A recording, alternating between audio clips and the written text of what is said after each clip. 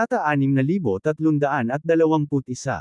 Gamit ang isang kaway ng kamay ni Clayton, isang Tai Chi Tribulation Envoy na napadpad sa Forlet Land ay agad na pinatawag pabalik. Ang Forlet Land ay wala na sa ilalim ng aming kontrol mula ngayon. Sino man ang pumasok dito, ang Earth Forest ay hindi na pamamahalaan ng batas ng Tai Chi, sabi ni Clayton. Ang Tribulation Envoy ay natigilan sandali, pagkatapos ay agad na yumuko bilang pagsunod, at naging abo sa isang iglap. Isa pa, malamig na sabi ni Clayton. Huwag mong isipin na maiiwasan mo ang nakaraan. Hindi ikaw siya, tanggal ni Tai Chi. Ano ang nagbibigay sa iyo ng karapatang humingi ng hustisya para sa kanya? Humagalpak ng tawa si Clayton. Ang iyong mga salita ay medyo hindi nakalulugod. Tai Chi, biglang utos ng Law of Paths. Kailangan mong tuparin ang taya. Huminga ng malalim si Tai Chi at agad na nagpadala ng itim at puting sinag patungo kay Clayton, tumagos sa kanyang espasyo, direktang binalot si James sa loob nito, at pagkatapos ay nawala. Ang sinag na ito ay ang Maestro Lux Light. Mula noon, hindi na kailangang dumaan pa ni James sa mga kapigatian. Natapos ko na ang aking gawain. Galit na sigaw ni Tai Chi. Maaari ba akong pumunta at ibalik ang aking mundo ngayon? Sa ano mo ibabalik ito? Mapanuksong tumawa si Clayton. Ang gobernador ng Yin ay wala at ang gobernador ng Yang ay malubhang nasugatan. Balak mo bang laruin ang lahat ng iyong maliliit na trick at ang Silver Star 8 trigram? Sa pagharap sa pangungutya ni Clayton, kumulog sa galit si Tai Chi. Clayton Sindward, gumawa ka ng isang time na panunumpa. Pagkatapos ng buong pagsusumikap na ito, nanumpa kang sasaktan ng iyong talam sa kawalang hanggan, hindi na muling sasabak sa totoong labanan. Hangin. With that, nawala siya sa isang iglap. Sabay-sabay, isang napakalaking holy shield ang lumitaw sa kawalan. Ito ang batas ng mga landas, na nagtatagal pa rin, na para bang may 1,000 salita ang gustong ipahayag kay Clayton. Hindi mo na kailangan pang sabihin sa akin. Umiling si Clayton. Alam ko ang gusto mong sabihin. Imposible. Natupad mo ang lahat ng iyong mga hiling, masayang sabi ng Law of Paths. Ipinasa ko sa iyo ang aking posisyon ng Law of Paths. Ano pa ang gusto mo? May isang kahilingan pa rin ang hindi ko natutupad. Bahagyang napabuntong hininga si Clayton. Let's talk about our affairs after I fulfill this request. Huminga ng malalim ang Law of Paths. May kaugnayan din ba ito sa brat na ito? Mukhang sa wakas natutunan mo na ring gamitin ang iyong utak. Humalaklak si Clayton. May hindi nagdaragdag, sagot ng batas ng mga landas. Ang pinili ay pinili mo, nginisya ni Clayton. Ngayon gusto mong linisin ko ang kalat para sa iyo. Makatarungan ba iyon? Tumawa ang Law of Paths. Sige, utang ko sa iyo ang pabor na ito. Dumalo sa iyong negosyo, hihintayin kita sa 33 heavens. Kasabay nito, ang batas ng mga landas ay kumislap na may banal na liwanag at biglang nawala. Huminga siya ng malalim. Ito ay simula pa lamang. Ang tunay na palabas ay darating pa. Ikaw ang nagdala nito sa iyong sarili, Tai Chi. Sa sinabi nito, humakbang siya sa kawalan, binawi ang Silver Star Power, at mabilis na nawala. Kabanata 6322. Habang hamupa ang masamang kapangyarihan ng pagkawasak, muling bumalik ang kapayapaan sa Skynet Headquarters. Ang mga Celestial Sages ay lumitaw sa ibabaw ng bagong kasal na espiritual na bundok. Gamit ang isang kilos, binawi nila ang Celestial Formation na Bamalot kina Truett at Zitlali. Kaagad pagkatapos, si Truett at Zitlali ay tumakbo palabas na parang nagulat na mga kuneho. Singers, kumusta si James? Nasaan si James? Ayos lang ba siya? Sa kanilang mga salita, ang Celestial Sages ay nagpalitan ng tingin, pagkatapos ay bahagyang bumantong hininga ng sabay-sabay. Sabihin mo sa amin. Sumiklab ang pagkabalisa ni Truett. Zitlali. Itinaas ng Earthly Sage ang kanyang ulo. Mas dapat kang mag-alala sa iyong mga magulang ngayon. Sa mga salitang iyon, naramdaman ni Truett na siya ay tinamaan ng isang bolt out of the blue. Ang kanyang mga magulang. Sa kanilang mataas na cultivation at mabigat na lakas, maaari din ba silang malubhang nasugatan? Kung totoo iyon, ibig sabihin ba ay tuluyan nang bumagsak si James?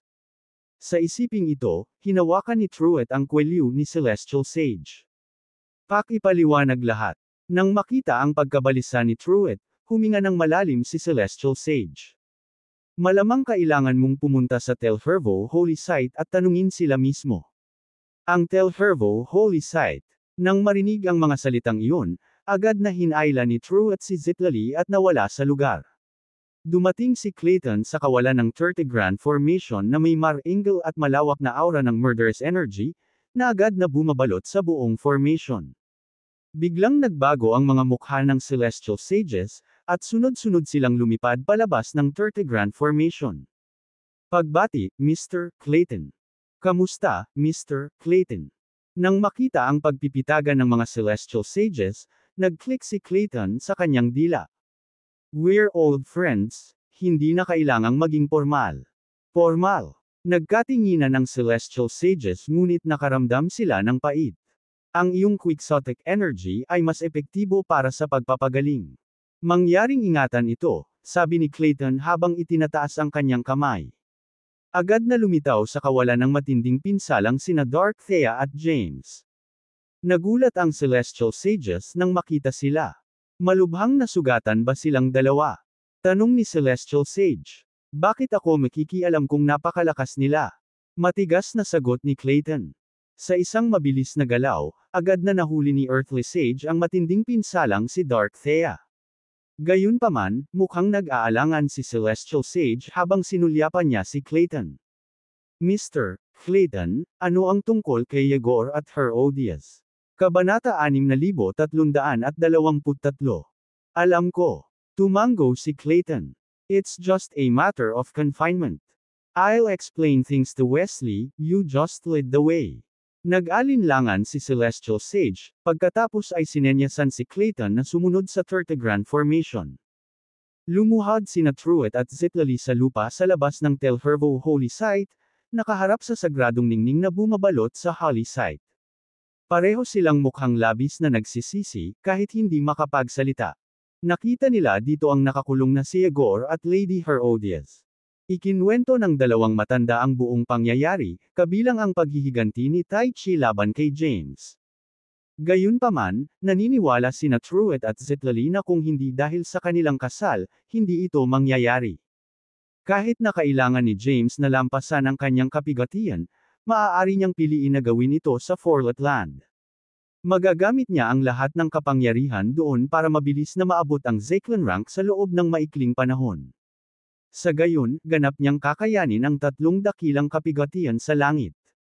Sa ganitong paraan, hindi sana mad-awit at makukulong dito ang kanilang ama o ina ng 20,000 entrepak. Sa huli, ang simula ng lahat ng malalaking kaganapang ito ay nagmula sa kanilang kasal. Mga anak, hindi na ninyo kailangang sisihin ang inyong sarili. Kasalanan ko ito. Ngumiti si Lady Herodias. Ito ay isang batas para sa aking sarili. Pinilit kong buksan ang Telfervo Holy Site bilang isang bargaining chip, na iniimbitahan ang lahat ng powerhouses mula sa Genesis World, na humantong sa kasalukuyang sitwasyon. Wala kaming sinisisi, sabi ni Yegor na may malasakit na ngiti. Ang lahat ng ito ay kalamidad. Walang tunay na paghihiwalay ng buhay at kamatayan. Ito ay panahon lamang ng pag-iisa sa banal na lugar ng Telfervo. Ang higit na ikinababahala ko ngayon ay si James at ang kanyang pilyong asawa. Ang kanilang kapalaran ay hindi tiyak. Mabuti sana sila, sabi ni Lady Herodias. Naramdaman ko ang isang malakas na murderous energy. Malamang na ang matandang iyon ay nagpapasaya. Nakapatay na enerhiya. Nagsalubong ang kilay ni Yegor. Ang ibig mo bang sabihin ay Mr. Clayton? Si Clayton ang tanging kaibigan ni Franciscus, mataimtim na sabi ni Lady Herodias. Bilang nag-iisang kahalili ni Franciscus, uupo na lang ba siya? At saka, malamang na pinagkatiwalaan siya ni Franciscus noon pa man. Sa mga salitang ito, mukhang makahulugan si Yegor. Kung personal na mamagitan si Mr. Clayton, kahit si Zolani Leander at ang mga matandang iyon ay matatakot, at si Tai Chi ay hindi mangangahas na maging mayabang. Kayong dalawa ay may mas mahusay na intuition kaysa kay Zachary. Isang marilag na halakhak ang umalangaw sa kawalan ng Telfervo Holy Site.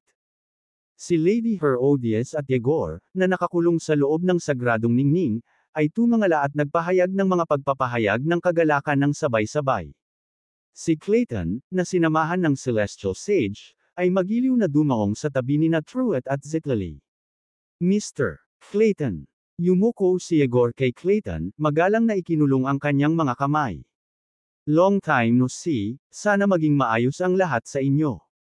Namumuhay ka pa rin ng malaya. Hinangaan ni Clayton si Yegor. Gayunpaman, ang iyong maliwanag na kalayaan ay hindi maaaring itago ang pasanin sa iyong puso. Bakit pasanin ang iyong sarili? Napangiti ng mahina si Yegor. Ang pasasalamat sa isang patak ng tubig ay dapat suklian ng bumubulusok na bukal.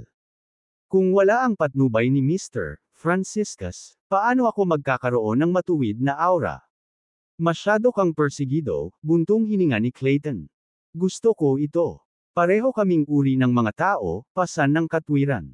Pagkatapos, tumingin siya kay Lady Herodias. At ikaw naman. Napakaraming gulo ang ginawa mo. May pagsisisi ka ba ngayon? May pagsisisi ka ba ngayon? Pagsisisi para saan? Iginala ni Lady Herodias ang kanyang mga mata kay Clayton ng malamig. Sino ang mangangahas na magsisi sa akin? Itinaas ni Clayton ang kanyang kamay, at isang siksik na aura ng puot ang sumalubong sa sagradong ningning. Sa isang iglap, nahati ang sagradong ningning na ito at nagsiwalat ng malaking puwang. Nang makita ito, nagmamadaling iwinagayway ni Yegor ang kanyang kamay. Mr. Clayton, ang batas ng mga landas ay nagpabagal sa atin, hindi natin magagawa. Anong nagmamadali? Ngumisi si Clayton. Pinagkakatiwalaan ka ni Wesley, at walang tanong na labagin ang mga patakaran, sabi ni Clayton.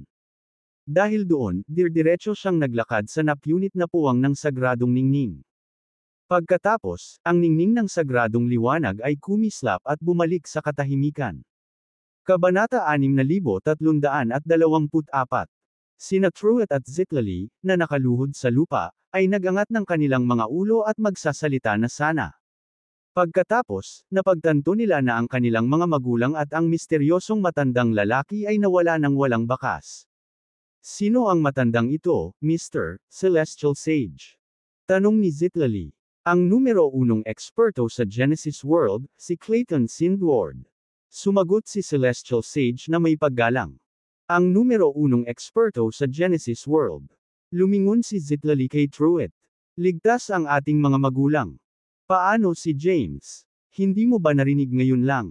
Casual na sinabi ni Truett, ang aming mga magulang ay nakakulong sa sarili dito, hindi banihag ng sinuman. Nagtatanong ako tungkol kay James. Naging malamig ang ekspresyon ni Zitlali.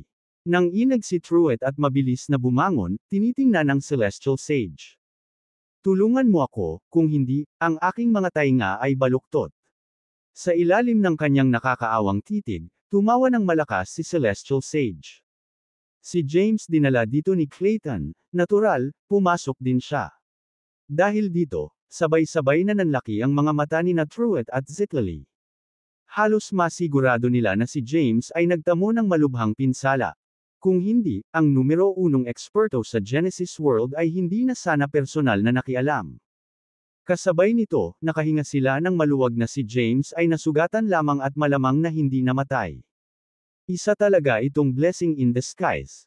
Bumalik na tayo, mahinang buntong hininga ni Celestial Sage. Ang ancient Genesis World ay gumuho. Sa oras na ito, kailangan mong kunin ang mga gawain ng Skynet at harapin ang susunod na sitwasyon. Si James naman, I believe he will walk out safely from inside. Sa ngayon, ibang-iba na siyang tao sa dati. Kahit ang taong hindi natin kayang hawakan ng kandila para suportahan siya. Sino ang makakalaban niya sa Genesis World na ito? Sa wakas, lumitaw ang mga ngiti sa mukha ni na Truett at Zitlali. Tunay na masaya sila para kay James. Kahit papaano ay nakakasigurado sila na si James ay matagumpay na nakalusot, nanalo sa taya laban sa Tai Chi, at hindi na kailangang dumaan sa mga paghihirap. Sa kabilang panig, sa isang pangunahing bulwagan na iginuhit muna sa loob ng Telfervo Holy Site, sina Yegor at Lady Herodias ay tumingin kay James, na pinaikot ni Clayton. Nagulat silang lahat. Si James ay lumulutang sa kawalan, walang sigla o anumang tugon, tulad ng isang lumulutang na bangkay. Maya-maya, sumimangot si Yegor. Ang pinakadelikado, nariyan ang ultimate skill ni Zolani, ang Sacred Soul Crushing Palm. Kung titingnan mula sa labas, ang kanyang ultimate golden body ay buo pa rin, at ang kanyang golden bones ay umiiral pa rin.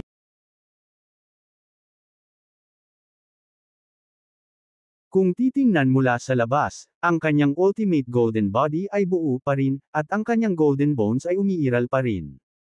Gayunpaman, ang kanyang mga panloob na organo ay matagal nang nabasag ng 3 nakamamatay na kasanayan, at lahat ay nilamon. Ang Blood Fire Overlord ni Sir Yakis ay napakalakas, at sinira nito ang lahat ng kanyang meridian. Kahit na ang kanyang imbakan ng enerhiya ay nawala, at nawala ang lahat ng kanyang paglilinang. Sabihin mo lang kung kaya mo siyang gamutin. Mataman na tinitigan ni Clayton si Yegor. Mahirap, nag-aatubili na sabi ni Yegor. Kabanata 6325. Bago pa man siya makatapos ng pagsasalita, iniunat ni Clayton ang kanyang mga kamay, at agad na tumalbog ang mga pira-piraso ng kaluluwa ni James. Nang makita ito, natuwa si Yegor. Alam ko na. Sa piling mo rito, paano mo hahayaang magkalat ang kanyang kaluluwa? Huwag mo siyang guguluhin. Naiinip na sabi ni Lady Herodias. Kung hindi mo mailigtas ang batang ito, magkakaroon ako ng hindi natapos na negosyo sa iyo. Ano ba ang pinapanik mo? Sinulyapan ni Yegor si Lady Herodias at sinabi sa isang malalim na boses, ang bagay na ito ay dapat na dahan-dahan. Mangangailangan ng hindi bababa sa 3 entrepak upang muling itayo ang mga organo, at hindi bababa sa 30 entrepak upang muling buuin ang mga pira-piraso ng kaluluwa. Hindi ako makapaghintay ng ganoon katagal, mataimtim na sabi ni Clayton. Kailangan kong dalhin siya upang makita ang iba. Sa karamihan, maaari kitang bigyan ng 8 entrepak. Nang marinig ito, hindi napigilan ni Yegor na huminga ng malalim. Dahil malapit na ang oras, kailangan muna nating maghanda ng ilang kailangan na bagay. Gayunpaman, hindi tayo maaaring lumabas para dito. Tumigil ka na sa kakabog. Muling pinutol ni Clayton si Yegor. Sabihin mo lang sa akin kung ano ang kailangan mo, at ako na ang bahala dito. Utang ko ang brat na ito. Nang marinig ito, napangiti si Yegor. Kailangan ko ng 2 quintessential hearts, 4 na torrential lungs, 1 wraith liver, at 4 na xiphoid kidney. Tungkol sa poly at iba pang mga organo, ang Telhervo Holy Site ay may pinakamaganda. Hindi na kailangang maghanap sa ibang lugar. Pagtingin kay Yegor, tumaas ang isang kilay ni Clayton. Saan ko sila kukunin? Sa pag-angat ng kanyang kamay, pinalutang ni Yegor ang isang information orb sa harap ni Clayton. Pagkatapos mag-scan kasama si Zen, bumantong hininga si Clayton, Yegor, lahat ito ay transcendent divine tools, kahit na mga misteryosong artifact. Binabantayan sila ng makapangyarihang mga tagapag-alaga. Pinlano mo ang lahat at hinintay mo akong magsalita. Hindi. Tumawa si Yegor. Kung hindi dahil sa pagbisita mo ngayon, hindi ako mangangahas na mag-request ng ganyan. Sa pagtingin sa buong Genesis world, maliban sa iyo, natatakot akong walang makakalap ng mga kayamanang ito.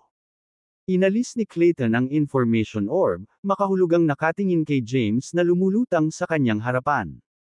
Kahit ang Tai Chi ay mayroon lamang 1 quintessential heart, at gusto mo ng 2 ng sabay-sabay. Hindi ba't mas tuso ang batang ito kaysa sa kanya? Matalino ka. Tumingin si Yegor kay Clayton at tumawa.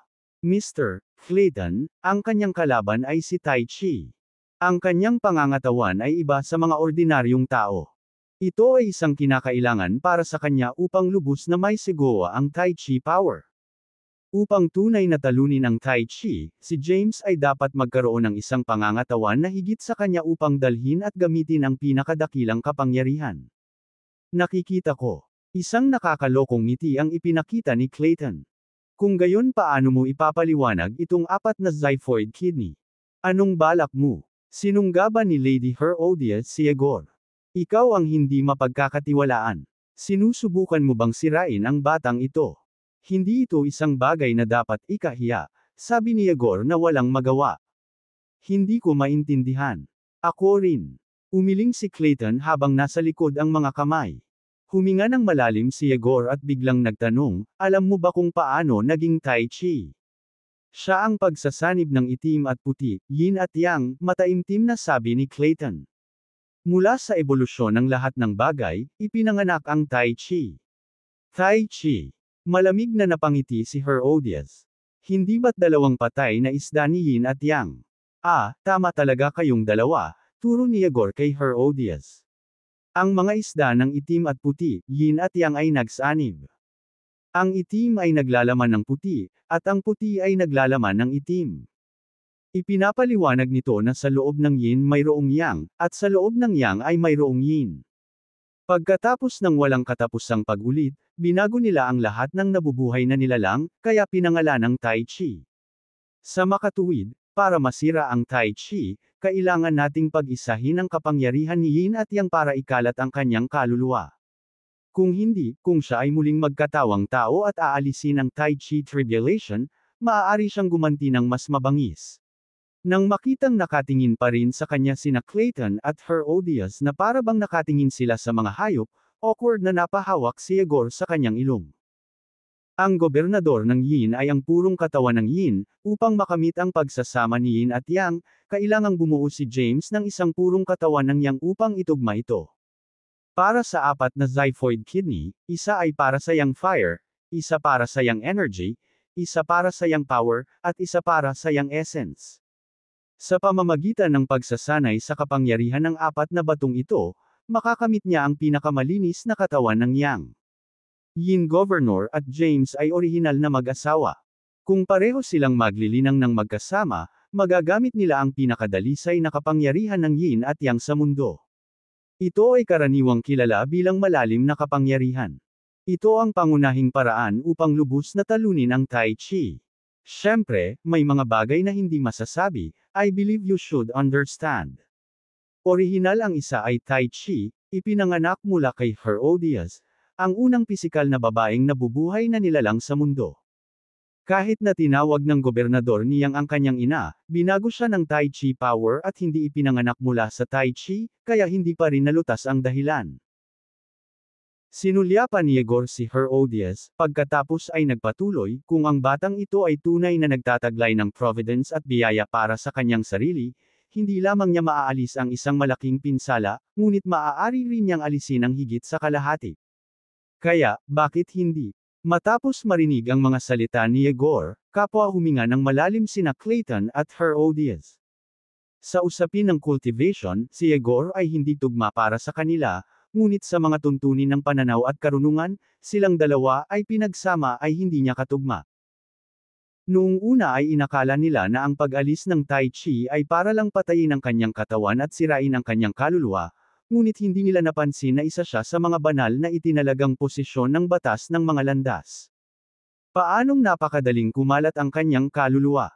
Pagkaraan ng ilang sandali na pag-isipan, napabuntong hininga si Clayton, bueno, hahanapin ko ang mga bagay na kailangan mo, at dapat ka ring maghanda. Mayroon ka lamang 8 entrepok. With that, tumalikod siya at umalis. Gayunpaman, nakakailang hakbang pa lang siya nang bigla siyang tumalikod, nasaan ang mga anak ng brat na ito? Parehong natigilan sina Yegor at Herodias. Anong ibig mong sabihin? Pinaplano mo bang kunin sila bilang mga alagad? Bahagyang napabuntong hininga si Clayton. Pagkatapos ng bagay na ito ay makumplito, ako'y magretiro mula sa landas at titigil sa paghahanap. Sa mga taon ng pagkabagot, maaari kong palipasin ang oras sa pamamagitan ng pagtuturo sa isang disipulo. Tawa ng tawa si Yegor. Piliin ko siya. Biglang tinuro ni Clayton si Jacopo. Awkward na tanong ni Yegor, Mr. Clayton, maaari ka bang kumuha ng 2 pa? Kumunot ang noo ni Clayton, saka sumenyas kay Zaint. Ang babaeng ito noon. Mukhang promising ang talent niya. Nang marinig ito, sabik na tumango si Lady Herodias. Iyan ay gumagana, pareho silang may malaking potensyal. Sinulyapan ni Clayton si Herodias ng masama bago ihayag ang kanyang iniisip. Alam kong natatakot kang kunin ko ang iyong mga alagad. Sa sinabi nito, tumakbo siya palabas ng sagradong ningning, dala sina Jacopo at Zaint na may dalawang mamamatay tao na aura, at sila ay nawala sa isang iglap. Ang kanyang bilis ay napakabilis na ang ilang natitirang mga tao sa eksena ay nakaramdam ng isang bugzo ng hangin na dumaan at napansin ang kawalan ng dalawang individual. Nagmamadaling tinanong ni Winnie ang Celestial Sage, "Senyor, nasaan sina Jacopo at Zaint?" "Sila ay kinuha ng isang superior na nilalang," sagot ng Celestial Sage, nakangiti habang hinihila ang kanyang balbas. "Mas maswerte sila kaysa sa inyong lahat." Nang matapos siyang magsalita ay biglang umalangaw ang boses ni Yegor. "Winnie Kayden, Noel Kayden, lumuhod ka."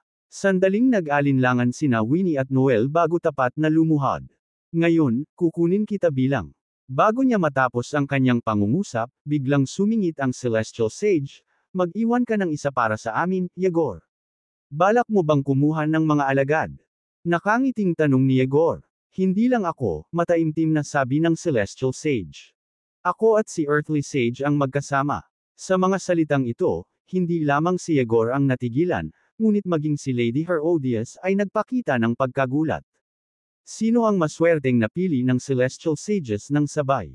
Siya. Tinuro ng Celestial Sage si Winnie. Nagulat si Winnie, mukhang nagulat.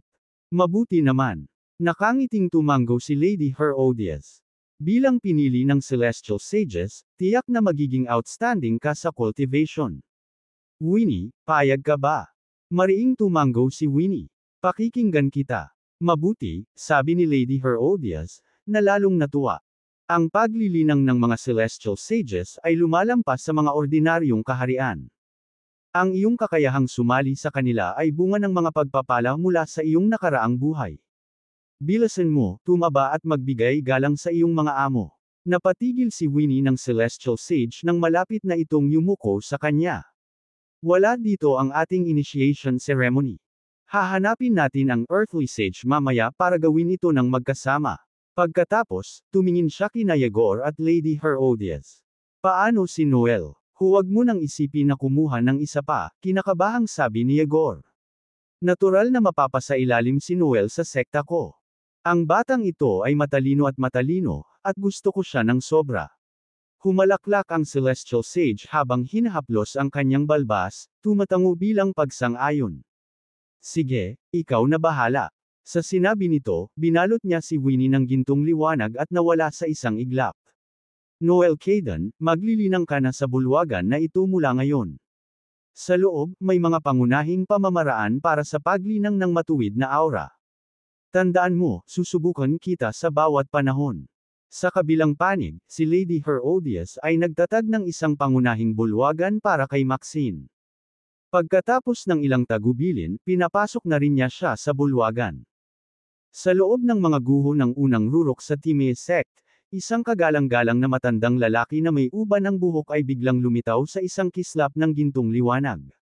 Gayunpaman, mayroong isang pahiwatig ng masamang kapangyarihan sa loob ng liwanag, na nagtanim ng takot sa mga taong nakakita nito. Ang lalaki ay si Zachary.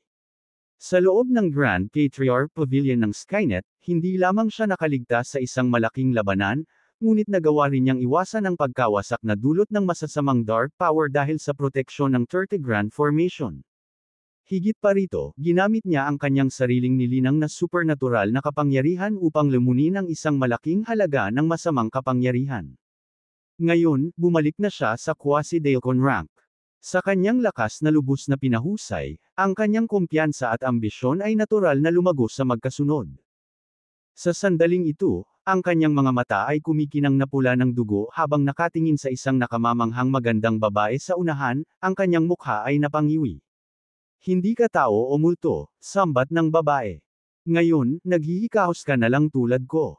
Wala na ang Time Sect, at ang iyong posisyon bilang sect leader ay gumuho." "Lucille." Biglang namamaos ang boses ni Zachary. "Bibigyan kita ng pagkakataon ngayon. Hanggat kinikilala mo ako bilang iyong ama, ililigtas ko ang iyong buhay." Dumura si Lucille. "Gusto mo?" "Fine," malamig na sabi ni Zachary. "Minsan, umasa ka sa symbiotic blood curse na itinanim ng nanay mo para gawin ang gusto mo. Ngayon, sasabihin ko sa iyo na sa pagbabalik ng aking lakas sa Quasi-Daikon rank, ang ating symbiotic blood curse ay nawalang bisa. Mula ngayon, tayo na. If you dare show me disrespect again, lalamunan kita agad. Talaga bang naniniwala ka na hinamak kita dahil lang sa symbiotic blood curse? Malamig na ngumuso si Lucille. Nagkakamali ka. Simula noong bata pa ako, hindi na kita nirerespeto, lalo na pagkatapos kong makontrol ang alaala ng aking ina. Mas lalo pa kitang tinuturing na kahihiyan. Mabuti, nanginginig ang boses ni Zachary habang sumisigaw. Dahil iyon ang kaso, huwag mo akong sisihin sa hindi pagpapakita ng pagmamahal ng ama. Sa sinabi nito, bigla niyang ibinuka ang kanyang bibig at sinugod si Lucille. Sa sandaling iyon, dalawang streak ng berde at pulang ilaw ang sumiklab sa kawalan. Sa sumunod na sandali, biglang lumitaw ang dalawang kalansay na hamarang sa dinadaanan ni Zachary. Nabangga si Zachary sa dalawang kalansay at pinalipad sa malayo. Biglang nagtaas ng ulo, nagpakita ng gulat na ekspresyon si Zachary. Who dares? Ikaw bastos na nilalang, umungal ang isa sa mga kalansay. Ako ang iyong Panginoon. Gulat na ekspresyon ang ipinakita ni Zachary. Master, paano ka naging ganito? Sa mga salitang ito, nagkatinginan ang dalawang kalansay, at pagkatapos ay itinaas ng isa sa kanila ang kanyang kamay. Sa isang iglap, biglang nanambalik ang laman ng dalawang kalansay at naging Zolani at Zayden. Nang makita ang dalawang Grand Patriarch, nanginginig si Zachary, nagmamadaling lumuhod. Pagbati, mga Grand Patriarch. You're a madman, galit na pagmumura ni Zayden. Nilamon mo na ba ang madilim na kapangyarihan, at naging napakasama mo pang ang lamunin mo ang sarili mong anak? Nagpanik si Zachary habang mabilis na umiling. Hindi, mga Grand Patriarch. Nabalot na ako ng dark power, kaya nabahira ng impluensya nito, pero hindi ako. Tama na, huwag mo nang sabihin. Pinutol ni Zolani si Zachary. Sa puntong ito, hindi na kailangang pag-usapan ang kadiliman at liwanag. Ang Timaeus sect ay hindi na umiral. Sa pamamagitan nito, nag-shoot siya ng isang sinag ng gintong liwanag sa kalangitan. Maya-maya pa ay biglang lumitaw ang figure ni Gladwin at matikas na lumapag. Napalitan ng sama ng loob ang ekspresyon ni Zachary habang nakatitig kay Gladwin. Greetings, Grand Patriarchs, magalang na sabi ni Gladwin, saka sinulyapan si Zachary bago yumuko. Pagbati, leader ng sekta. Dalawa sa mga Grand Patriarch ang lumaban sa Dark Demons sa malaking halaga sa kanilang pisikal na katawan, inisyon ni Zachary. Gayunpaman, ang dakilang tagapagtanggol ay tila hindi nagalaw. Baka may pupuntahan ka sa pagtatanim. Sa sandaling sinabi ang mga salitang ito, nagdilim ang ekspresyon ni Gladwin. Kayo. Nang makitang malapit ng mag-away ang dalawa, biglang sumigaw si Zolani, kayong dalawa, lumuhod. Nagpalitan ng tingin sina Gladwin at Zachary bago nagmamadaling lumuhod. Alam kong wala sa inyo ang handang sumuko sa isa, mabagal na sabi ni Zolani. Well, ngayon na ang pagkakataon mo.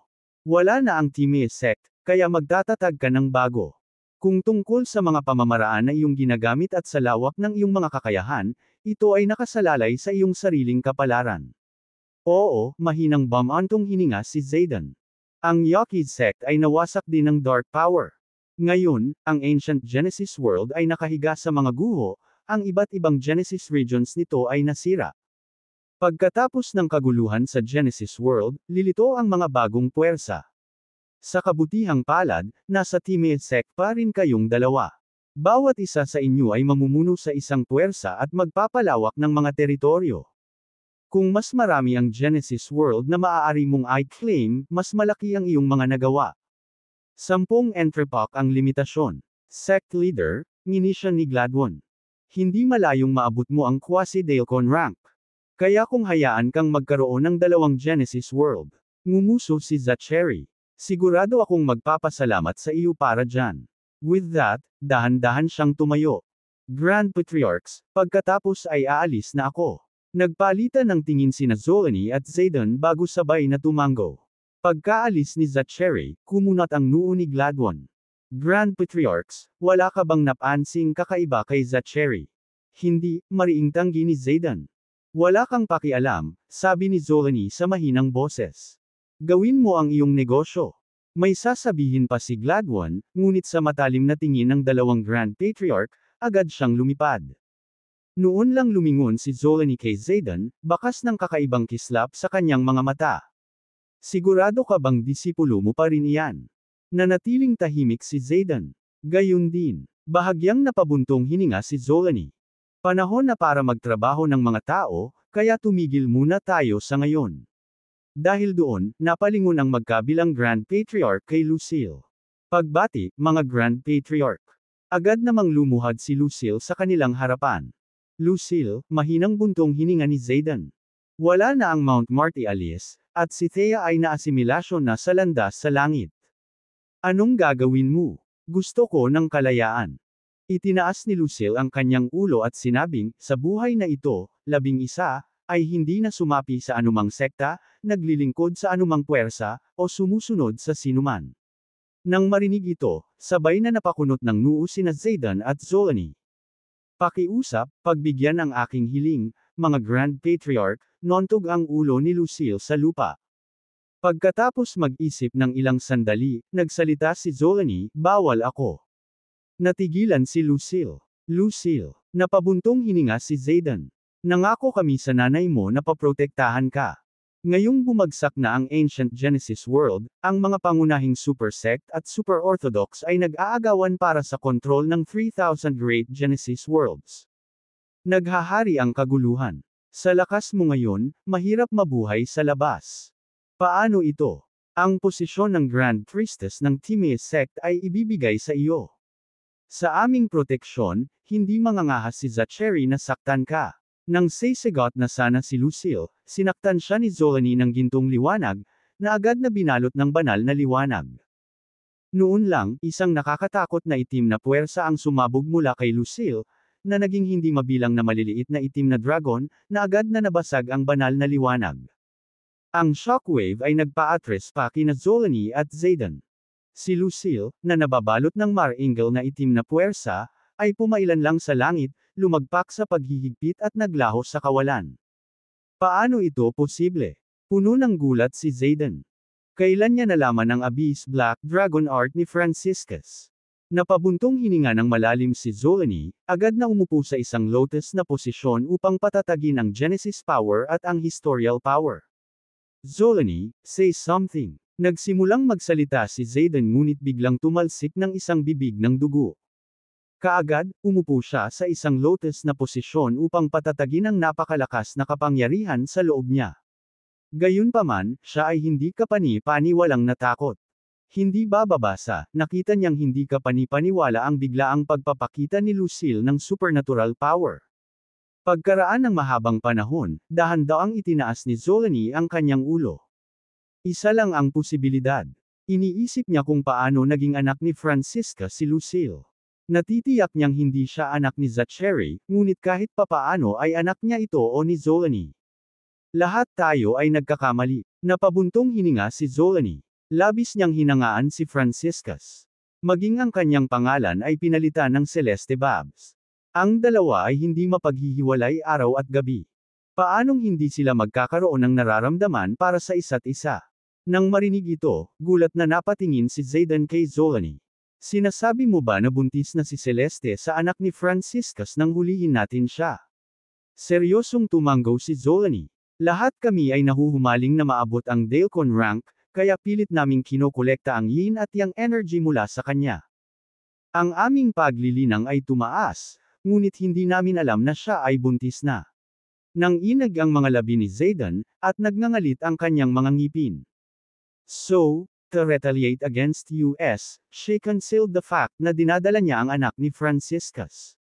Sa huli ay humantong kami sa maling paniniwalang anak namin si Lucille, na halos magdulot ng lamat sa pagitan namin. Pinili pa niyang sirain ang sarili at maglagay ng symbiotic blood curse kay Zachary, lahat para protektahan siya at ang anak ni Franciscus. Ito ang bentahe ng pagiging isang babae, malungkot na sabi ni Zolani. Hindi lamang namin pinalaki ng may pag-iingat ang ilehitimong anak ng aming kalaban, itinuring siyang sarili namin, tinitiyak na hindi siya masasaktan, ngunit nang sa wakas ay magising kami sa katotohanan, ang anak sa labas ni Franciscus ay wala na sa aming kontrol.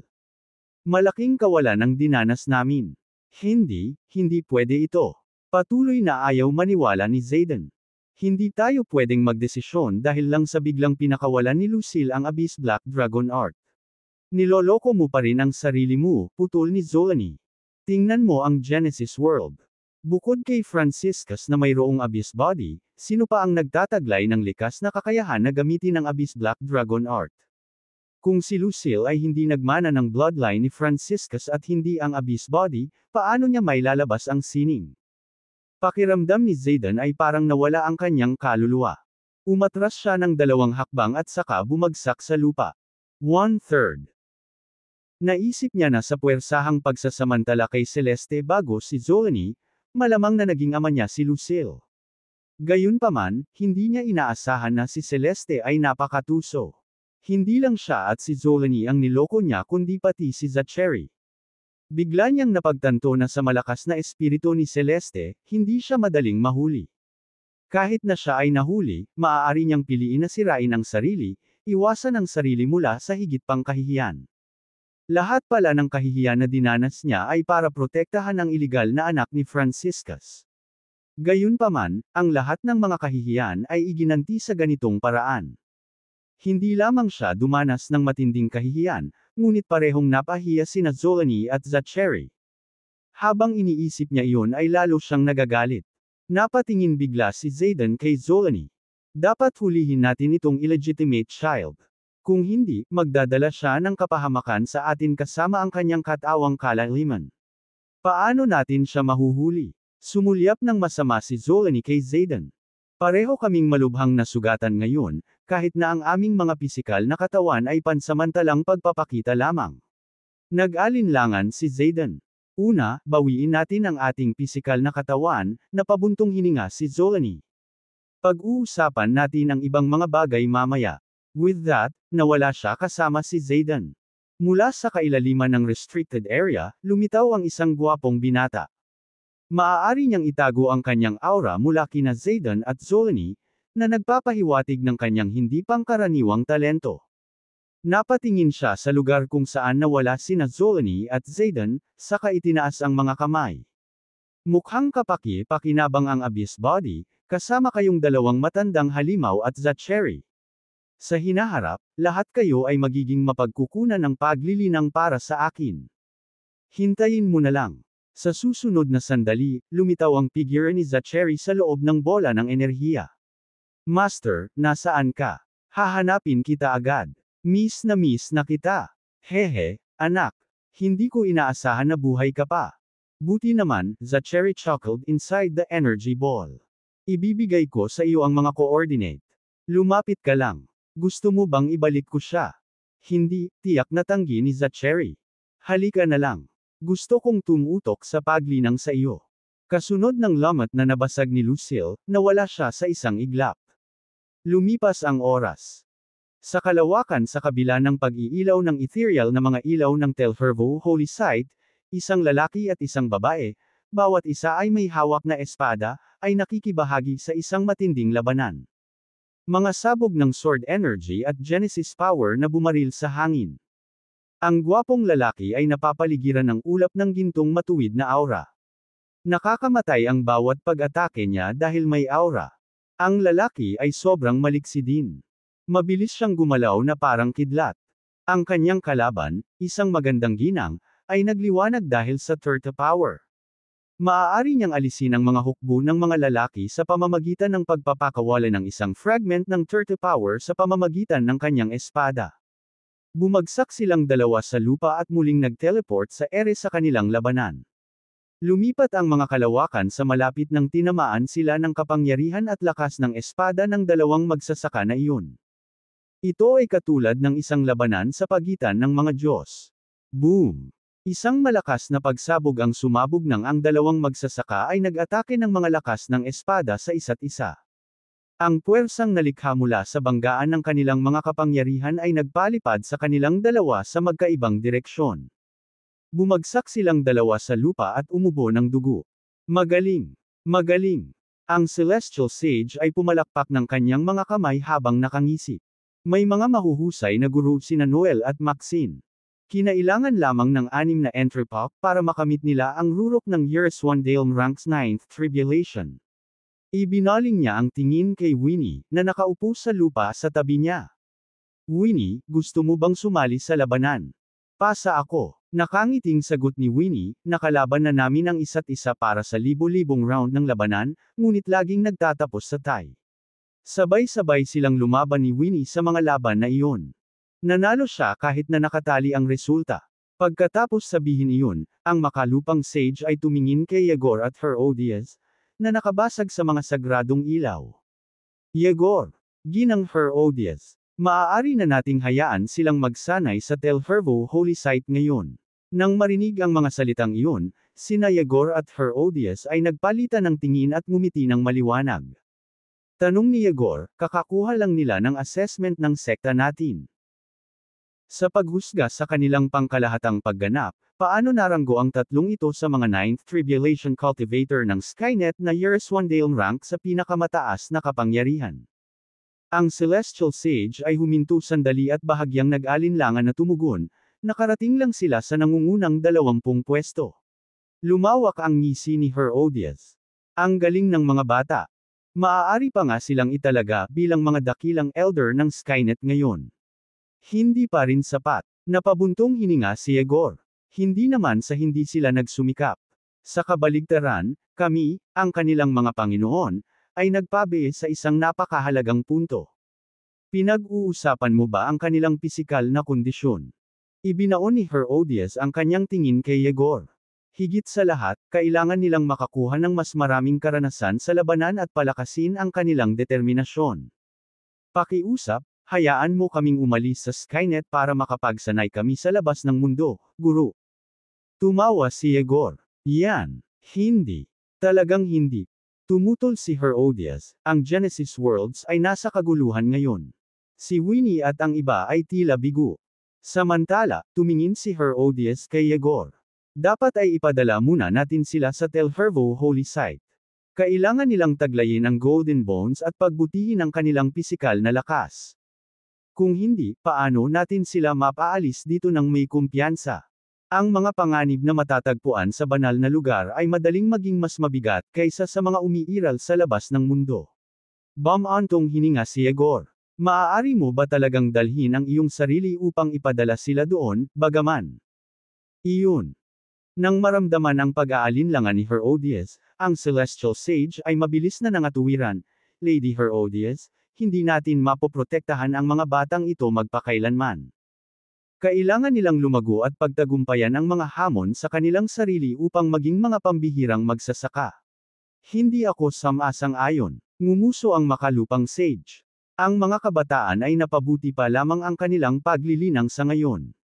Hindi ako papayag sa mga planong magsasapanganib ng kanilang buhay. Ang 2 babae sa 4 na guro ay nagpahayag ng kanilang hindi pagsang-ayon. Si Yegor at ang Celestial Sage ay nakatitig lamang sa isa't isa nang walang magawa sa sandaling ito.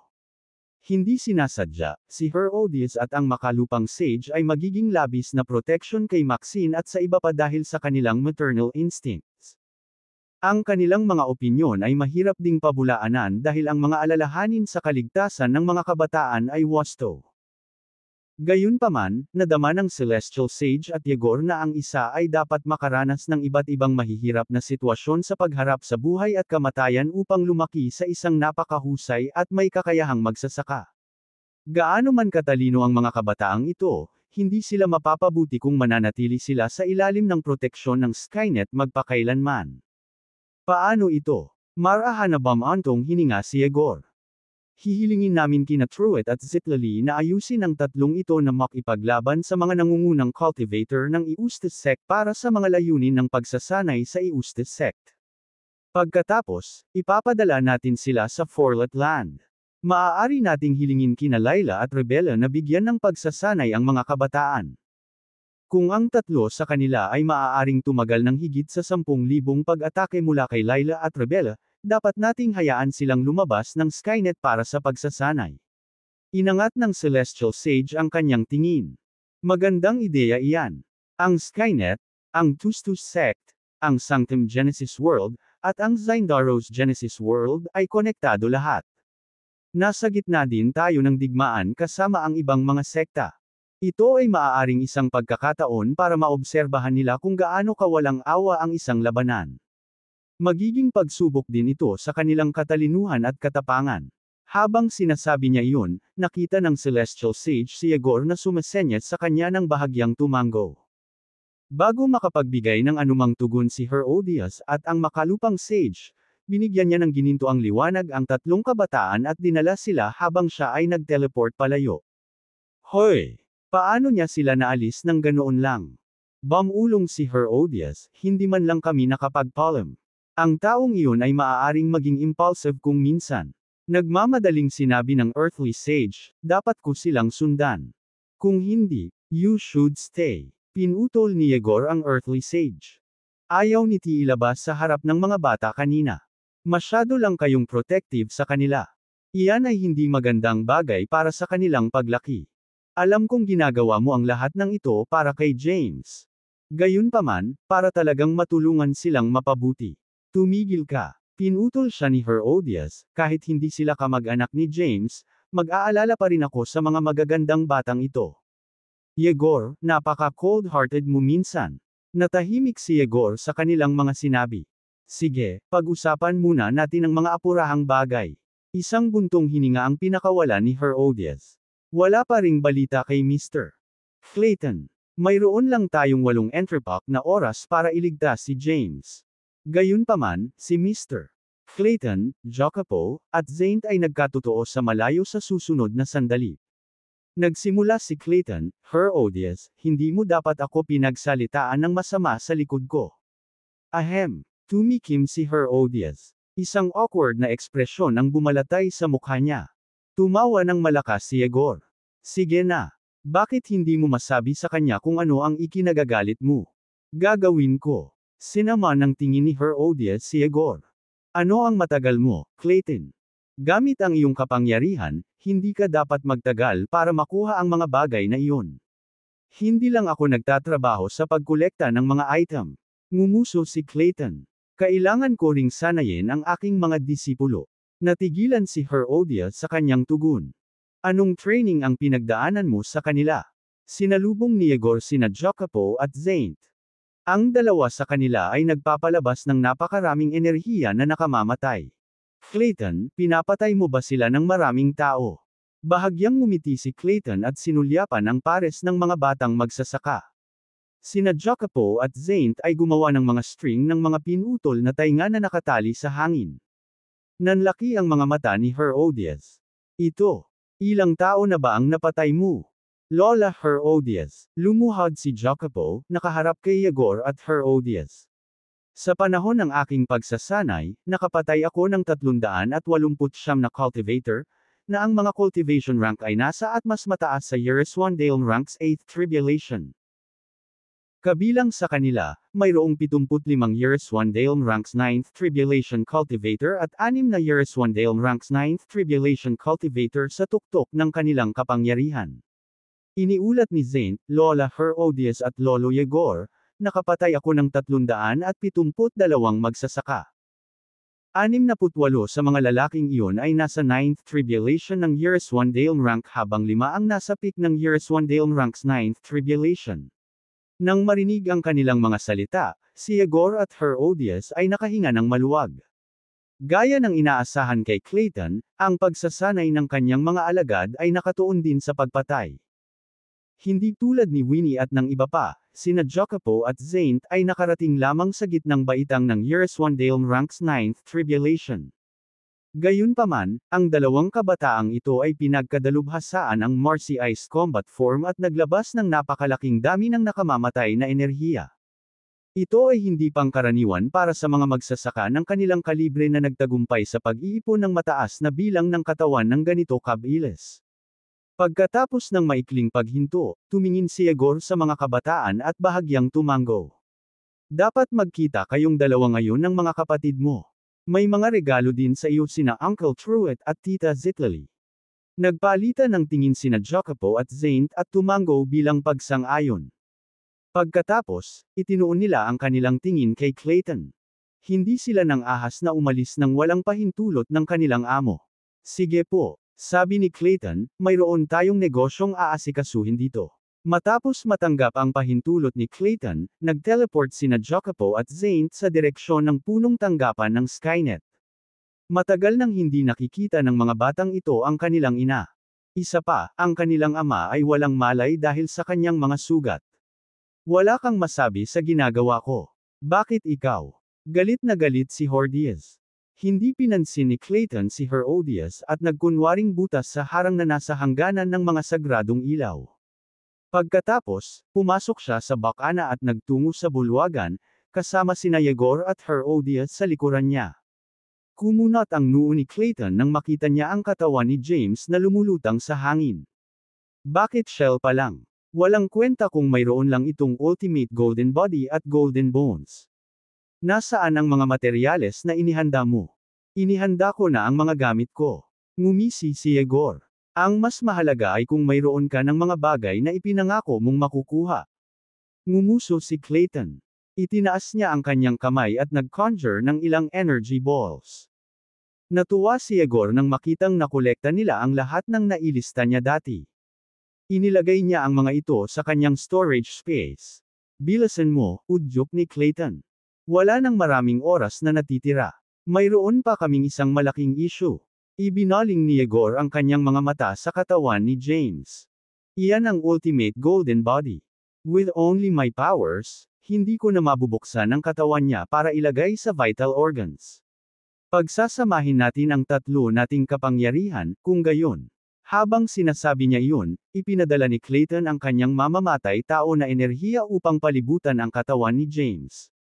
Maririnig ang mga kaluskos na nagmumula sa espasyong iyon. Mabilis na ipinadala ni Herodias ang turtle power para balutin din ang katawan ni James. Sa wakas, pinakawalan ni Yegor ang matuwid na aura sa anyo ng enerhiya ng espada at inihagis ito sa katawan ni James.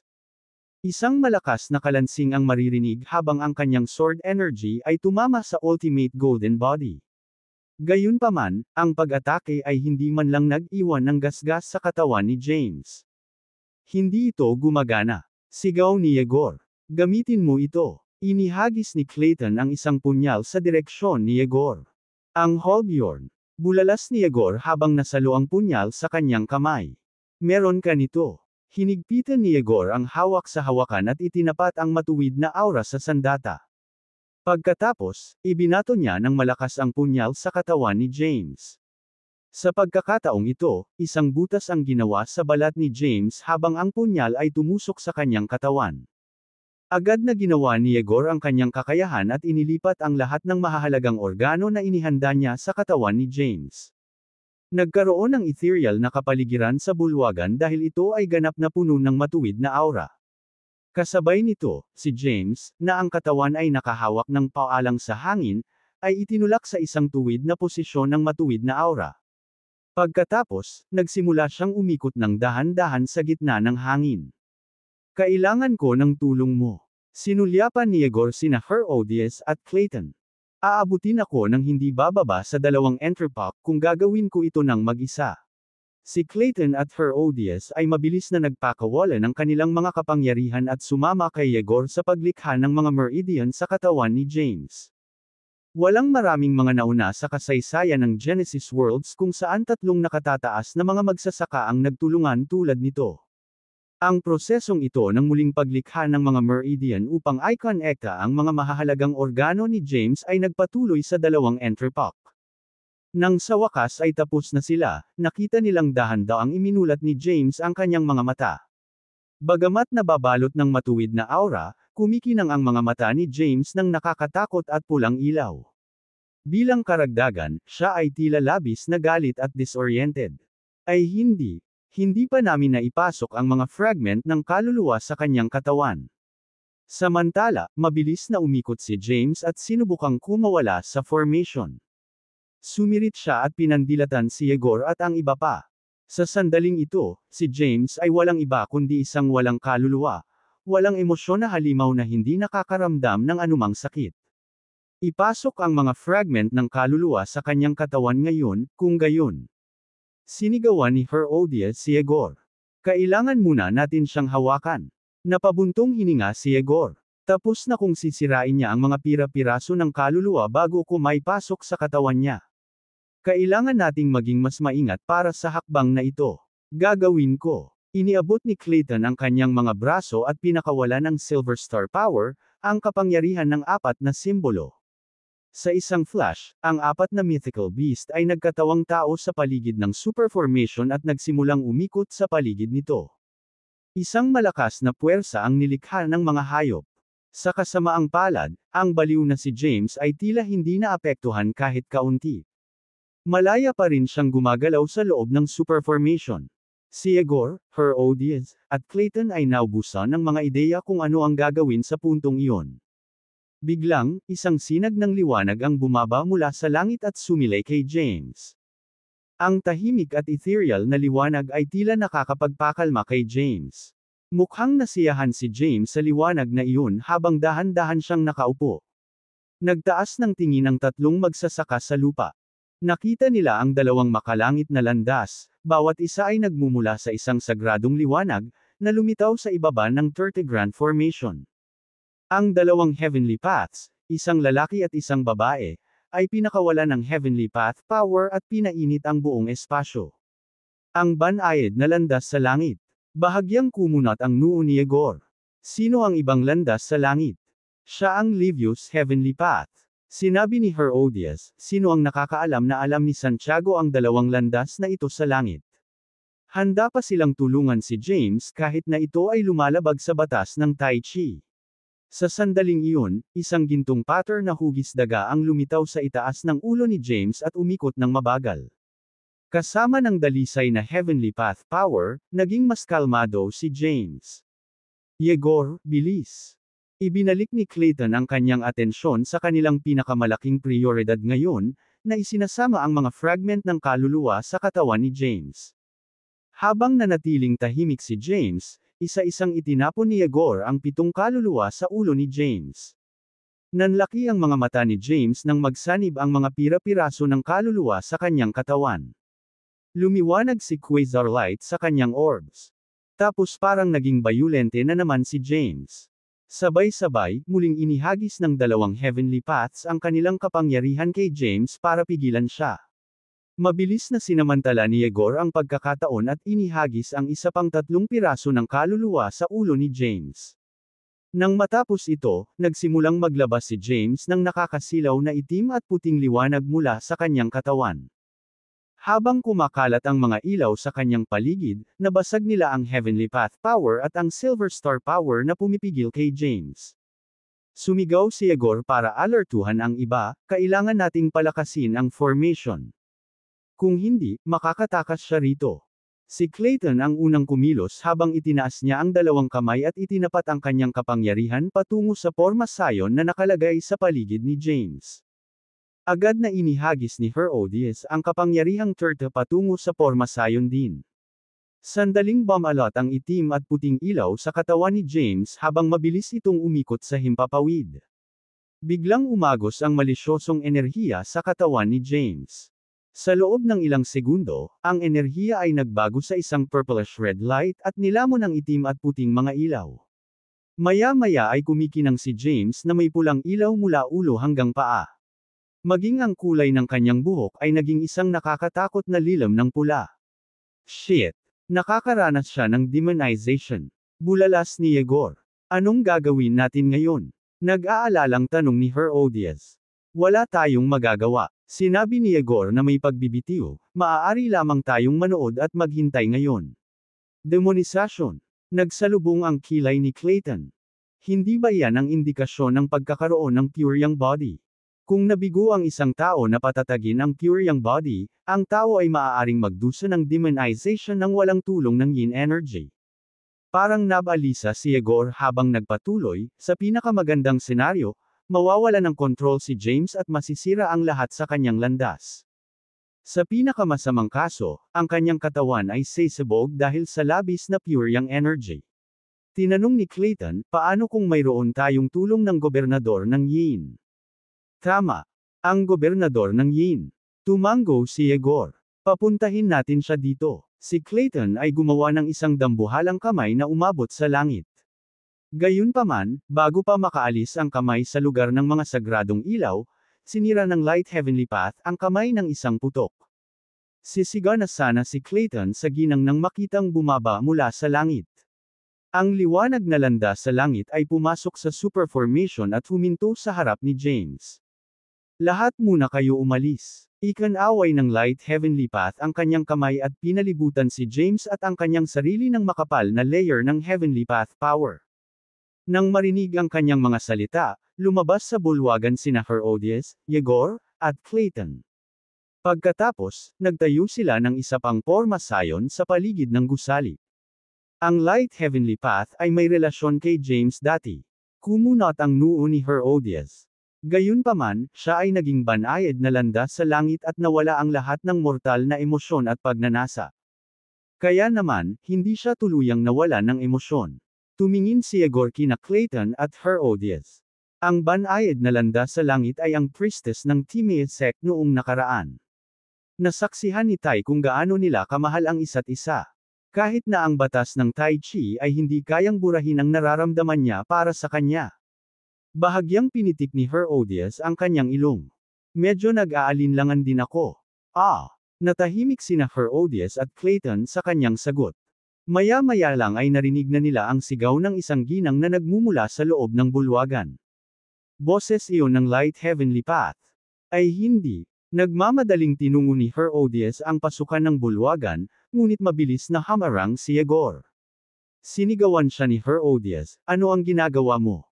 Isang mahinang buntong hininga ang pinakawalan ni Yegor. Nagsilang ka noon ng isang lalaki. Gayunpaman, hindi mo napansin kung tungkol saan ang ingay. Tumigil sandali si Herodias. Pagkatapos, namula siya ng Escarlata at tumabi. Samantala, si Clayton naman ay nakakunot ang mga labi. Ang swerte talaga ng lalaking iyon, ha? Sinabihan ko siyang ligawan ng pinakamagandang babae sa mundo. Gayunpaman, nagawa niyang ihiga ang Light Heavenly Path. Kasabay nito, dalawang masa ng itim at puting gas ang natipon sa itaas ng kalangitan sa itaas ng Telfervo Holy Site upang bumuo ng Tai Chi diagram. Sumimangot ang Livius Heavenly Path, na nakakita sa diagram ng Tai Chi. Gumawa siya ng mas maraming Heavenly Path power at inihagis ito sa bulwagan sa lupa upang bumuo ng ilang layer ng barrier. Abelard, nilabag mo ang batas ng Tai Chi at sinubukan mong tulungan ang Diablo ng taong iyon. Gusto mo bang mapuksa? Tila galit na galit si Tai Chi dahil ang boses niya ay nagmula sa mukhang masama na Tai Chi diagram na iyon. Huminga ng mahabang hininga si Abelard at sinabing, siya ang aking Panginoon. Dapat ko siyang tulungan ngayong nahaharap siya sa isang krisis. Napakawalan siya. Nagalit si Tai Chi. Isang kidlat na kumikinang na may itim at puting mga ilaw na pinakawalan mula sa diagram ng Tai Chi ang tumama kay Abelard at pinalipad siya palayo. Itinigil niya ang sarili sa di kalayuan at umubo ng isang subo ng dugo. Pagkatapos, dahan-daang itinaas ni Abelard ang kanyang ulo habang nakahawak sa kanyang dibdib. Isang maliit na ngiti ang sumilay sa kanyang mukha. Hindi ka pa rin ba nagsisisi sa mga pagkakamali mo? Sumigaw si Tai Chi, ano ang ginawa niya para sa iyo para sirain mo ang mga patakaran para sa kanya ng ganito? Kami ay magkaibigan na nanumpa na tutulungan ang isa't isa anuman ang mga pangyayari. Mahinahong sagot ni Abelard, at saka, siya ang unang tao na time akong tinatrato bilang isang kaibigan. Tumahimik ka.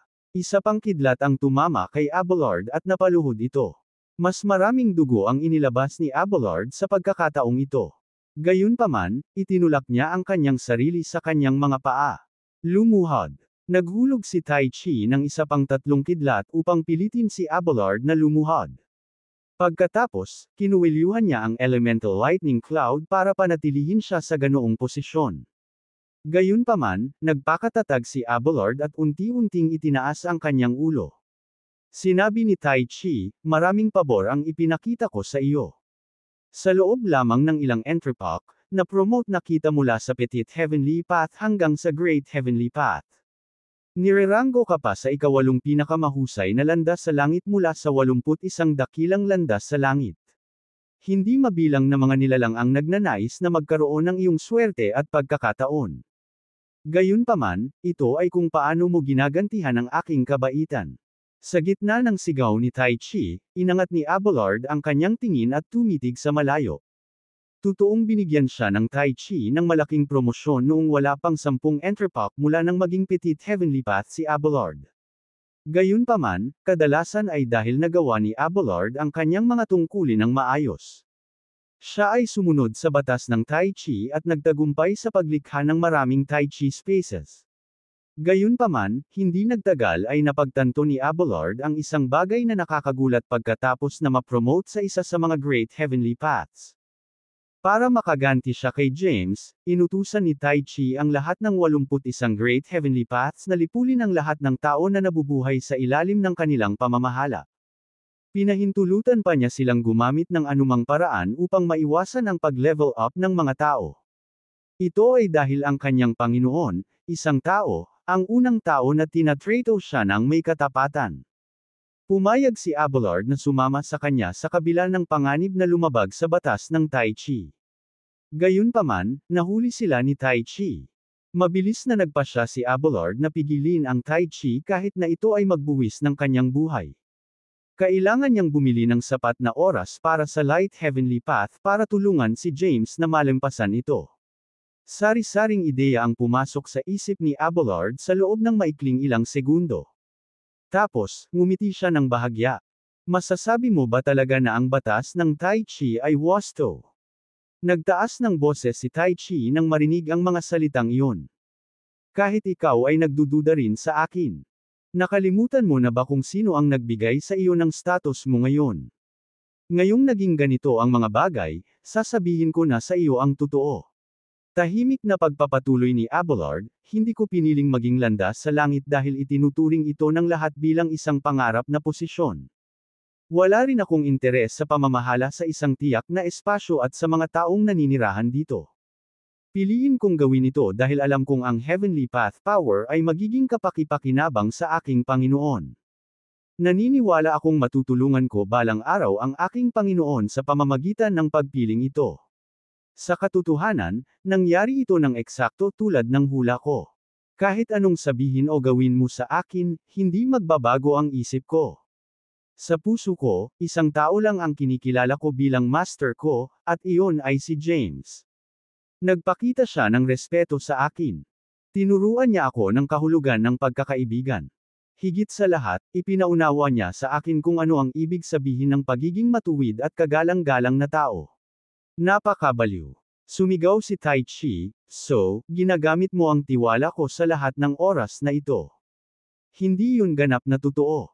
Sumagot si Abelard, maganda kung ang batas ng landas ay tunay na makikinabang sa lahat ng nilalang at ang batas ng Tai Chi ay makakatulong sa lahat na umunlad. Ibinaling niya ang kanyang mga mata sa masa ng gas na bumubuo ng Tai Chi diagram. Gayunpaman, inutusan mo kaming patayin ang lahat ng tao. Alam mo na ang lahat ng nabubuhay na nilalang ay tumitingin sa mga tao bilang mga pinuno. Ipinagmamalaki namin ang kakayahang kunin ang anyo ng tao. Gayon din, ginawa naming misyon na paunlarin ang aming talino at damdamin tulad ng mga tao. Kung papatayin namin ang lahat ng tao tulad ng iniutos mo, sino ang tinitingnan ng lahat ng nilalang para sa mga halimbawa pagkatapos nito? Gusto mo bang ang lahat ay kumilos na parang mga barbaro at halimaw sa halip? Ha! Napakagaling, pang-iinis ni Tai Chi. Mukhang naisipan mong gawin ito. Sige. Pal, gumawa ka ng pabor. Lilipulin kita at sisiguraduhin kong hindi ka na magkakaroon ng pagkakataong maipanganak muli. Hindi mabilang na itim at puting kidlat ang nagpaulan kay Abelard habang pinaandar ni Tai Chi ang elemental lightning cloud na pumapalibot sa itaas niya. Napangiwi si Abelard sa sakit. Gayunpaman, hindi siya humihingi ng tulong o awa habang patuloy na tinatamaan siya ng mga kidlat. Sa sandaling iyon, 3 anyo ng napakalaking kapangyarihan ang bumangon mula sa Tel Hervo Holy Site patungo sa kalangitan. Ang mga kapangyarihan ay dumaan sa Abelard at nagtungo sa diagram ng Tai Chi. Boom! Maririnig ang malalakas na pagsabog habang ang mga kapangyarihan ay tumama sa itim at puting masa ng gas. Hindi nagtagal, makikitang tumutulo ang dugo mula sa diagram ng Tai Chi. Mula sa direksyon na iyon ang matinis na boses ni Tai Chi. Hindi mo na ito magagawa sa akin ng mas matagal. Inihagis niya ang kanyang kapangyarihan para maabot si Abelard. Pagkatapos, inilipat si Abelard sa masa ng gas, na hindi nakikita ng lahat. Hindi niya makita ng malinaw ang mukha ni James dahil sa makapal na Heavenly Path power na nakapaligid sa kanilang dalawa. Gayunpaman, ayaw niyang umalis sa tabi niya. Thea, huwag kang pumunta. Naririnig ng Light Heavenly Path ang pag-ungol ni James. Inakbayan niya si James para yakapin ito ng mahigpit, nakaramdam ng sobrang pagkapunit at kalungkutan. Napuno ng kalungkutan ang mga mata ni Light Thea. Siguro hindi na tayo magkikita, pero lagi kitang iisipin. Ipagdadasal ko na lumakas ka. Nang akmang lalayo na siya kay James ay hinawakan ng mahigpit ng lalaking walang malay ang kamay ni Light Thea at ayaw nitong bumitaw. Nakaramdam si Light Thea ng bukol sa kanyang lalamunan. I want to stay and be with you forever, but, bago pa siya makatapos, isang nakakabinging pagsabog ang umalangaw sa hangin sa itaas ng bulwagan. Habang tumingala siya, nakita ni Light Thea ang tatlong anyo ng kapangyarihan na bumangga sa itim at puting enerhiya na inilabas ng Tai Chi. Gayunpaman, alam niya na walang tigil ang Tai Chi kahit na magtulungan sina Clayton, Yegor, at Herodias para labanan siya. Lumipat muli ang tingin ni Light Thea kay James. 49, kailangan kong pumunta ngayon. Malapit na ang oras. Habang sinasabi niya iyon, maraming itim at puting sinulid ng liwanag ang lumipat sa bulwagan sa bubong at umikot sa mga paa ni Light Thea. Hinayla siya ng mga sinulid, ngunit mahigpit pa rin ang pagkakahawak ni James sa kamay ni Light Thea. Mamimiss kita, 49. Ako ay sa iyo magpakailanman. Habang lumiliwanag ang mga hibla sa paligid niya, humihikbi si Light Thea na sumigaw, ikaw ang gusto kong makasama habang buhay.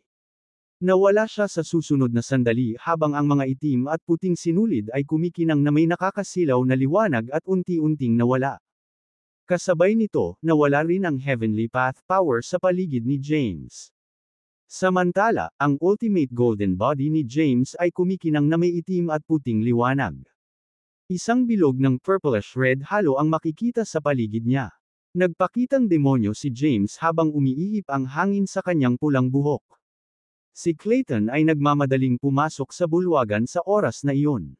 Binigay niya ang isang sinag ng liwanag kay James, at agad na lumitaw ang isang bagong damit sa katawan ni James. Si Yegor at Herodias ay pumasok na rin sa bulwagan. Bakas sa mukha nilang tatlo ang pagtataka habang pinagmamasdan si James na mabagal pa ring umiikot sa ere. Bakit hindi pa rin siya gising? Tanong ni Herodias. Kailangan pa niya ng ilang oras upang mag-adjust sa kanyang kasalukuyang katawan, paliwanag ni Yegor at gumawa ng isang basong bote. Inihagis niya ang bote ng salamin sa direksyon ni James. Lumaki ang bote sa napakalaking sukat na sapat upang magkasya si James sa loob. Habang nakabalot si James sa bote, halos agad na napuno ng matuwid na aura ang espasyo sa loob. Namangha sina Clayton at Herodias sa nakitang iyon. Nagpatuloy si Yegor, ang matuwid na bote ng aura ay isang mahalagang bagay. Mapupuno nito ang enerhiya ni James kung mananatili siya doon para sa isang entrepok. Ano ang tungkol sa kanyang paglilinang? Tinanong ni Herodias, hindi ba nawala ang lahat ng kanyang cultivation? Hindi yon seryosong issue. Sumagot si Clayton, taglay niya ang Golden Bones at ang Ultimate Golden Body. Hindi na rin kailangang dumaan ni James sa heavenly tribulations. Kaunting panahon na lang para mabuo niya ang kanyang paglilinang. Ang problema ay kailan siya magkakamalay. Nagmamadali ka ba? Tumingin si Yegor kay Clayton. Napabuntong hininga si Clayton at nagkibit balikat. Hindi ako ang nagmamadali. Halatang wala siyang balak magbunyag ng anumang impormasyon. Napatingin si Yegor kay James. Pagkatapos ng maikling paghinto, iniabot ni Yegor ang kanyang mga kamay. Isang napakalaking halaga ng matuwid na aura ang bumalot kay James. Pagkatapos noon, 4 na makantab na orbs ang lumitaw sa harap ng dibdib ni Yegor. Pagkatapos, lumipad ang mga orbs patungo kay James. Ang 4 na orbs na iyon ay umikot sa paligid ni James ng ilang segundo. Maya-maya, naabsorb na sila sa katawan ni James. Yegor. Napabulala si Herodias, ibinigay mo ang iyong Great Genesis Pearls kay James. Ikaw naman. Ano naman ako? Napangiti si Yegor. Kami ay nakakulong sa Telhervo Holy Site. Mayroon bang sinumang may kakayahang saktan tayo dito? Natahimik si Herodias dahil medyo tama si Yegor sa isang kahulugan. Yegor, ito ay mapanganib. Dagdag pa ni Clayton, kung wala ang Great Genesis Pearls, wala kang pinagkaiba sa isang newbie cultivator. Pinapahiram ko lang sila kay James saglit. Walang pag-aalinlangan na sumagot si Yegor, kapag mayroon na siyang mga kayamanan, hihilingin ko ang mga perlas na ibalik. Sina Herodias at Clayton ay natigilan sa kanyang mga salita. Sa kanilang mundo, ang mga nangungunang magsasaka ang namuno sa lahat. Sa makatuwid, ang paglilinang at kapangyarihan ay ang pinakamahalagang bagay sa karamihan ng mga tao. Karaniwan, hindi rin iisipin ng mga tao na ipahiram ang kanilang pagtatanim sa mga miyembro ng kanilang pamilya. Gayunpaman, labis na nagtiwala si Yegor kay James kaya kusang loob niyang ibinigay ang kanyang paglilinang kay James. Ito ay katulad ng pagsuko niya ng kanyang buhay kay James. Maya-maya lang ay dahan-daang nagmulat ng mata si James. Pinagmasdan niya ang kanyang paligid mula sa loob ng bote ng salamin. Gising na siya, sabi ni Clayton. Samantala, tinulungan ni Herodias si Yegor mula sa sahig. Mr. Tombkeeper, Mr. Yegor, at Ms. Herodias. Naningkit ang mga mata ni James nang makita ang 3 taong iyon. Gising ka na rin sa wakas. Masayang sinabi ni Yegor, kumusta ang pakiramdam mo? Huminto si James at dahan-daang itinaas ang kanyang mga kamay. Isang magandang dami ng matuwid na aura ang lumabas sa kanyang mga palad. Nagulat si James. Paano ako makakagawa ng matuwid na aura? Sumagot si Clayton, si Yegor iyon. Mabilis na sumabad ni Yegor, Clayton, dapat mong isama si James dahil gising siya ngayon. Bahagyang kumunat ang noo ni Clayton. Sa kabilang banda, tumalon si James mula sa bote ng salamin at lumapag sa harap ni Clayton at sa iba pa. Ito ay kakaiba. Bulong ni James, hindi ako biglang makakapag-produce ng matuwid na aura kahit na ako ay isinilang muli. Pero bakit nangyayari ito? Bakit ka ba naguguluhan dyan? Ngumuso si Herodias. Ituloy mo muna at asikasuhin mo muna ang mga bagay na madalian, binata. Nakatayo ka ngayon sa loob ng kulungan. Ibinaling ni James ang kanyang mga mata kay Herodias nang marinig ang kanyang mga salita. Ms. Herodias, kayo ba ni Mr. Si Yegor ay talagang nakulong ng 20,000 entrepak. Hindi naman big deal. Ngumisi si Herodias. Hindi kami ikinulong. Pinili naming manatili dito sa sarili naming kagustuhan. Dapat kang magtrabaho ng husto at alisin ang Tai Chi.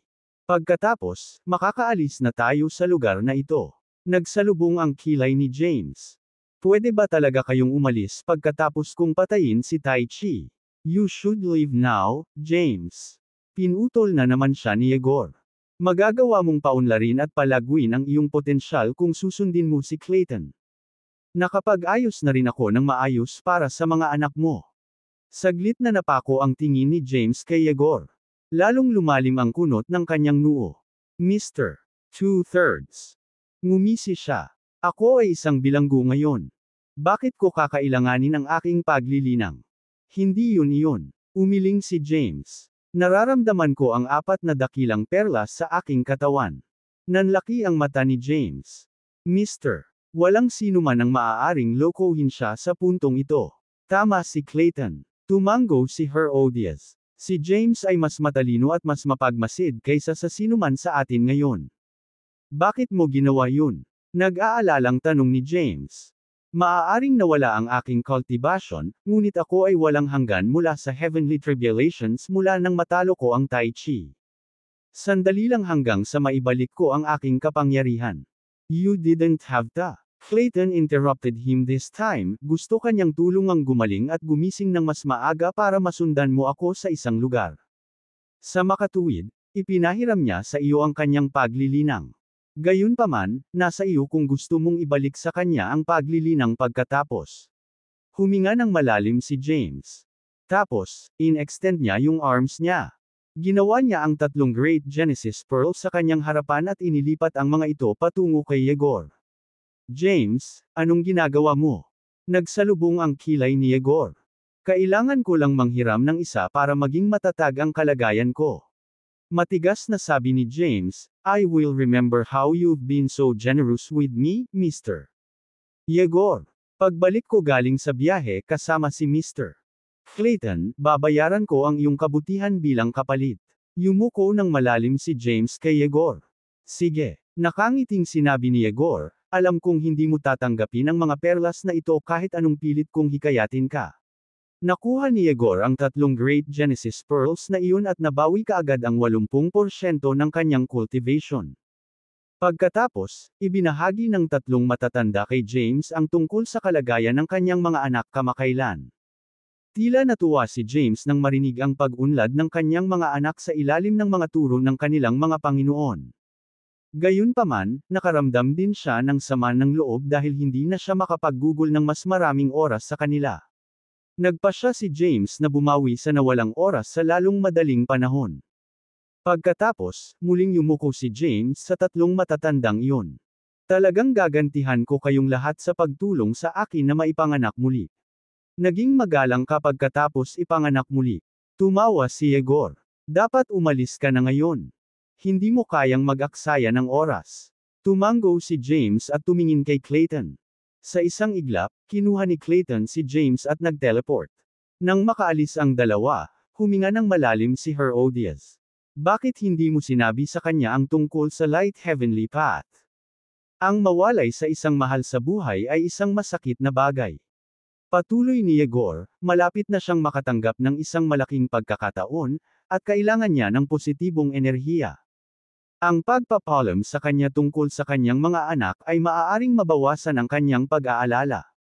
Gayunpaman, kung sasabihin natin sa kanya ang tungkol sa light heavenly path, sa tingin mo ba ay makakapag-focus pa rin si James sa kanyang kasalukuyang mga gawain? Matapos pakinggan ang paliwanag ni Yegor, tumango ng may pag-iisip si Herodias.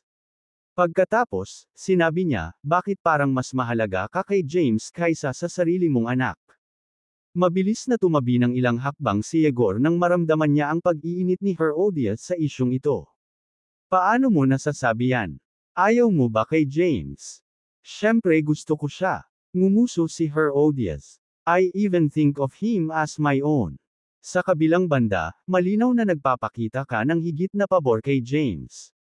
Hindi mo mapabayaan si Truett kahit na magdesisyon ka na gawin mong godson si James pagkatapos nito. Naririnig mo ba ako? Sa tingin mo, kailangan pa ba tayo ni Truett? Huminga ng malalim si Yegor. Inuna niya ang mga bagay ni James sa kanyang mga prioridad. Bukod dito, naging matalino at responsableng tao si Truett sa ilalim ng pag-aalaga ni James. Siya rin ay gumagawa ng isang mahusay na trabaho sa pamamahala ng Skynet. At saka, nakipag-alyansa sila sa mga nasa Forlet Land. Ito ay isang pagkakataon upang subukan ang mga kasanayan sa pamumuno ni Truett at Zitlali. Lumapit si Yegor at huminto sa harap ni Herodias. Malalaki na ang mga bata. Bilang mga magulang, kailangan nating matutong bumitaw. Maaari naming ipahayag ang aming mga alalahanin, ngunit hindi namin kailangang isali ang aming sarili. Kung tutuusin, may mabuting kaibigan si Truett na naghahanap sa kanya.